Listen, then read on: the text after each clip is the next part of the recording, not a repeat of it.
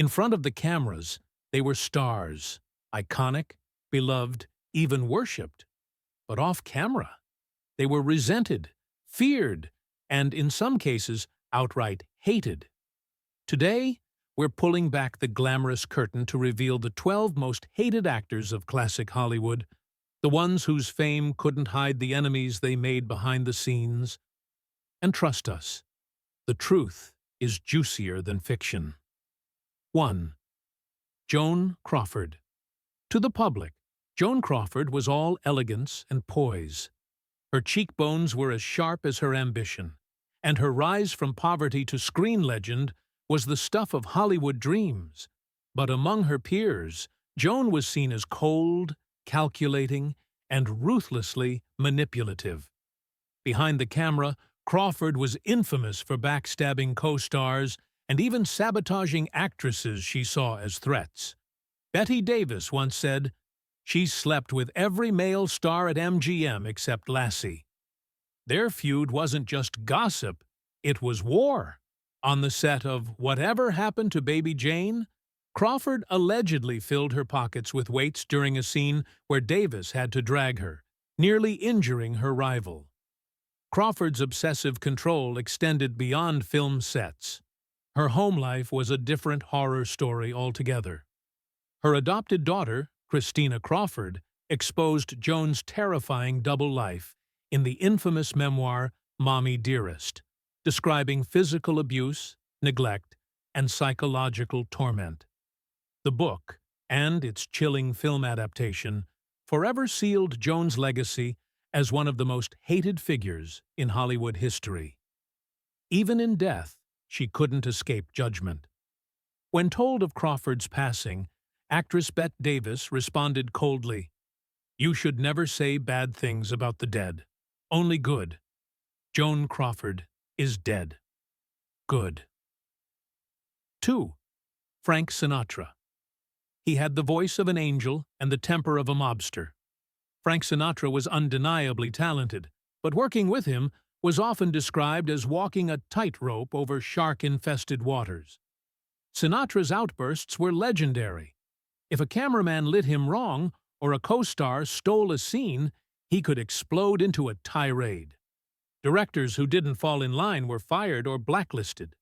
He once stormed off the set of The Pride and the Passion, refusing to film with Sophia Loren after she declined his advances. His nickname, Chairman of the Board, wasn't just about power. It was about control. And then there were his connections. Sinatra's relationships with known mob figures like Sam Giancana and Bugsy Siegel weren't just rumors. The FBI tracked him for decades. Many in the industry believed his success was as much about fear as it was talent. Crew members would whisper, "Don't cross Frank, because to do so might cost you your career, or worse." But what made Sinatra truly loathed wasn't just his power plays. It was his arrogance. He demanded absolute loyalty, but offered little in return. His charisma masked cruelty, and he could charm a crowd while destroying someone backstage. Even some of his own Rat Pack pals feared him. Peter Lawford once said, "Frank can make you or break you." He broke a lot more than he made. 3. Bette Davis. Bette Davis didn't just act. She devoured roles. With her sharp eyes and sharper wit, she carved her place in Hollywood royalty. But with that crown came a trail of broken friendships, stormy film sets, and rivalries so intense they're still legendary today. To put it bluntly, Bette Davis was hell to work with. She clashed with nearly every major actor and director she encountered. From Errol Flynn to William Wyler, no one was safe from her sarcasm and scathing critiques. On Jezebel, she reportedly slapped a co-star so hard it wasn't acting. On All About Eve, she dominated every scene and made co-star Ann Baxter feel like a guest on her own film. Her most iconic feud was with Joan Crawford. Davis despised her, calling her a mannequin, and Crawford retaliated with equally venomous jabs. Their time filming Whatever Happened to Baby Jane was a cold war in makeup chairs and dressing rooms. But Davis's hatred extended to studio heads and press agents. She once sued Warner Brothers for putting her in mediocre films, which was unheard of for an actress at the time. While it earned her respect from some feminists, it also earned her a reputation as ungrateful and unmanageable. Still, Davis never apologized. "I was thought to be the most difficult woman anyone had ever worked with," she once said. "But I was worth it." Was she? That's debatable. But one thing's for sure, Bette Davis didn't care if you liked her, and many didn't. Fourth, Orson Welles. Orson Welles may have been a cinematic visionary, but he also managed to alienate nearly everyone he worked with. After Citizen Kane, hailed as one of the greatest films ever made, Welles seemed determined to torch his own career, one relationship at a time. Welles was often described as arrogant, dismissive, and narcissistic.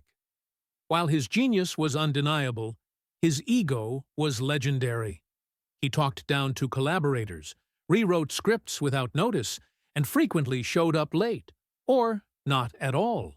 Studio executives grew to loathe him. Even his allies admitted he was insufferable. When directing The Magnificent Ambersons, Welles was so inflexible and combative that RKO cut the film behind his back. His reaction? He called them idiots and declared war on the studio system. Many actors dreaded working under his direction. One former colleague said Welles treated the cast like chess pieces, not people. Crew members described an atmosphere of dread on set, never knowing when he'd throw a tantrum or vanish mid-production. On Macbeth, he reportedly rewrote Shakespeare himself, insisting that he could improve upon the bard. Despite his declining opportunities in Hollywood, Welles never lost his superiority complex. In interviews, he regularly blamed others for his career's derailment. He alienated producers, insulted fellow actors, and refused to play by anyone's rules but his own. One critic once summed him up: "A genius without a leash." And for most of Hollywood, that made him more trouble than he was worth. 5. Shelly Winters. Shelly Winters may have won 2 Academy Awards, but that didn't make her popular. In fact, many found her loud, combative, and completely exhausting. She was a force of nature, but not everyone appreciated the storm. Winters had a reputation for being difficult long before she was famous. During auditions, she was known to interrupt casting directors, demand changes to scripts, and argue her interpretation of the character, often before she was even cast. On set, she frequently clashed with directors and co-stars. While filming A Patch of Blue, she reportedly screamed at the crew over lighting and even slapped co-star Sidney Poitier during a scene, unscripted and uncalled for. Some believed her aggressive behavior stemmed from deep insecurity, while others chalked it up to pure ego. Winters was infamous for dominating interviews and awards shows, often steering conversations back to herself. During one Academy Awards ceremony, she interrupted a fellow actress backstage just to announce she'd had more husbands and more Oscars. Her volatility wasn't limited to Hollywood. At parties and industry events, she was often overheard insulting younger actresses, especially those she deemed less serious. Even friends described her as exhausting to be around, prone to rants, unsolicited advice, and bursts of jealousy. Despite her talent, many directors hired her reluctantly, knowing they'd get a powerhouse performance at the cost of on-set peace. As one producer bluntly put it, "With Shelley, you get fire. Sometimes you just get burned." 6. George Raft. George Raft's name may not resonate as loudly today, but in the 1930s and 40s, he was a big deal and a big problem. Known for his tough guy roles and sharp suits, Raft was just as feared off-screen as he was on it. That's because Raft wasn't just playing gangsters, he was friends with them. Tied to infamous figures like Bugsy Siegel and Oni Madden, Raft's real-life underworld associations made studios nervous.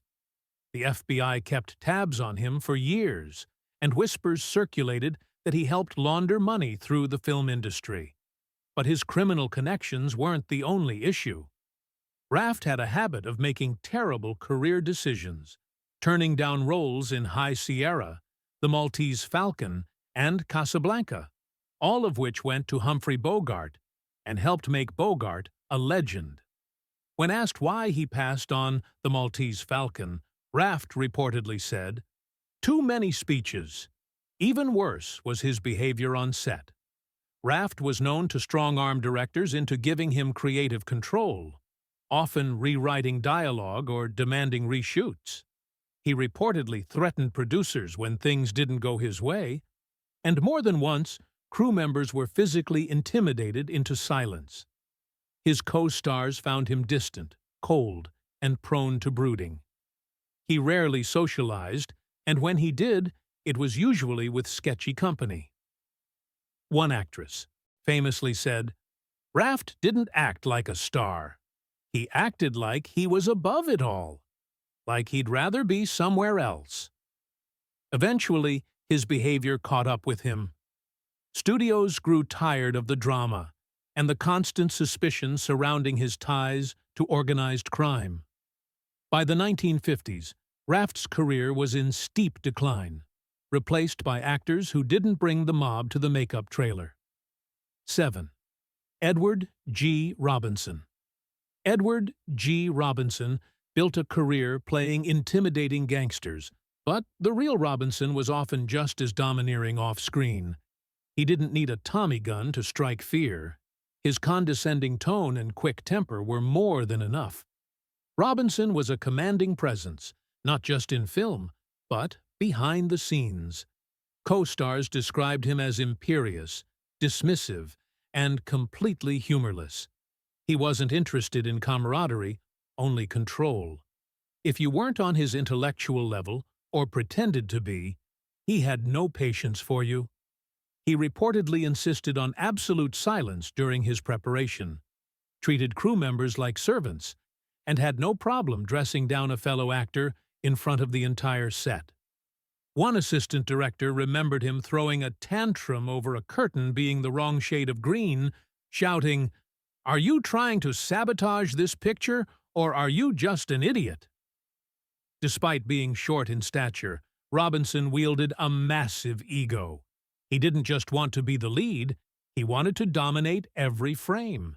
He frequently tried to rewrite lines for co-stars, water down supporting roles, and even questioned the director's vision if it didn't match his own. This led to friction on countless productions. Worse still, Robinson had a complicated relationship with the House Un-American Activities Committee. While he was eventually cleared, his on-again, off-again cooperation angered colleagues on both sides of the political spectrum. Some called him a coward, others a sellout. He remained respected for his talent, but admired from a distance. "Brilliant actor," one peer said, but never confuse brilliance with decency. 8. Wallace Beery. Wallace Beery might have played lovable oafs and down-on-their-luck everymen, but when the cameras stopped rolling, he was anything but lovable. In fact, Beery was known in studio circles as one of the most unpleasant actors in the business. Co-stars, child actors, directors. Beery managed to alienate just about everyone. He was physically imposing and used that to intimidate others on set. According to multiple accounts, Beery had a habit of punching or shoving actors during takes under the guise of authenticity. But his realism often left bruises. His most disturbing reputation came from a long-whispered rumor that he was involved, at least indirectly, in the death of comedian Ted Healy, founder of the Three Stooges.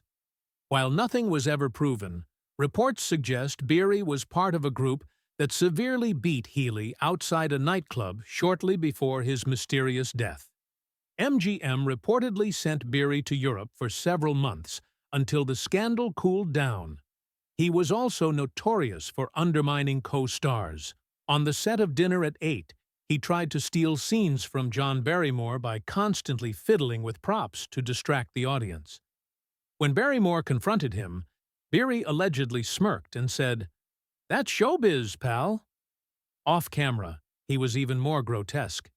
He loathed children and was openly hostile to child actors, despite starring with Jackie Cooper in The Champ. Cooper later claimed Beery would pinch him before emotional scenes to make him cry, then complain about having to work with brats. As one producer put it, Wallace Beery wasn't just disliked, he was despised, and he earned it. 9. Judy Garland. Judy Garland's voice could melt hearts. Her talent was breathtaking. But working with her, it was often a waking nightmare. Garland's problems weren't born of malice, but of chaos. She was the tragic product of a system that chewed her up from childhood and spit her out.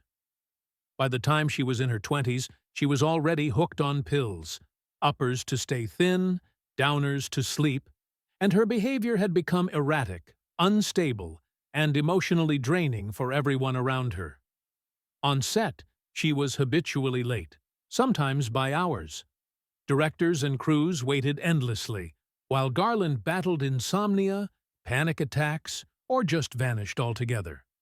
Entire shooting schedules had to be rewritten around her breakdowns.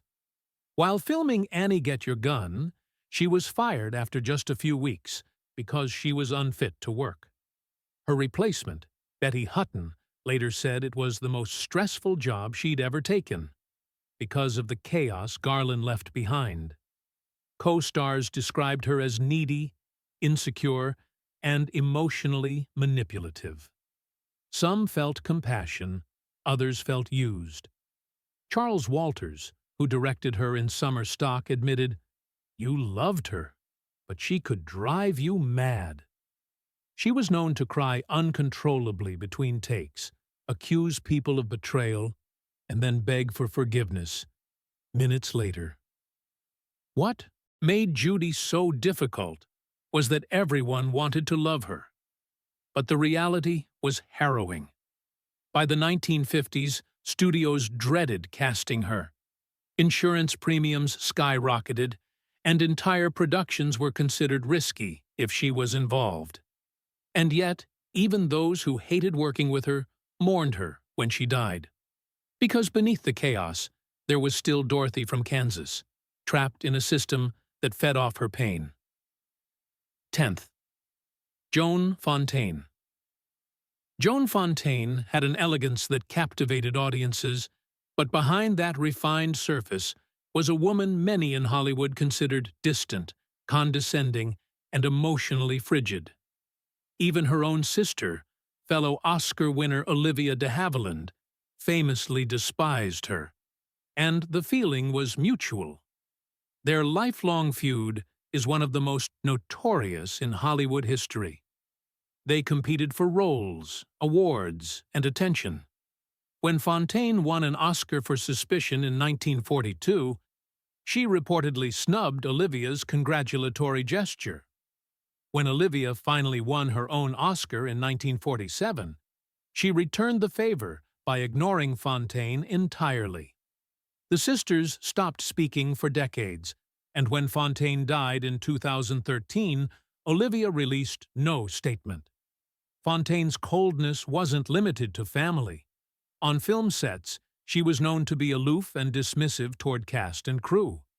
She once demanded an actress be cut from Jane Eyre because she felt upstaged.